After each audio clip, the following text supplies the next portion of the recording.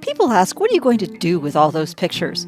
They never ask, what are you going to do with all those memories? Mugs, photo books, and framed photos are great, but they're static. Once digitized and in Ponga, you add value to them each time you contribute stories and recollections. Context makes them dynamic. What you do with them is no longer limited by wall or wallet size.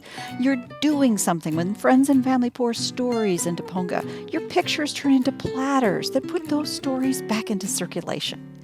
Any image can be a simple, visual way to contextualize a memory. You add to Ponga with any form that swims the internet: handwriting, documents, voices, video, animations, and more. Pop over to Ponga and we'll show you how.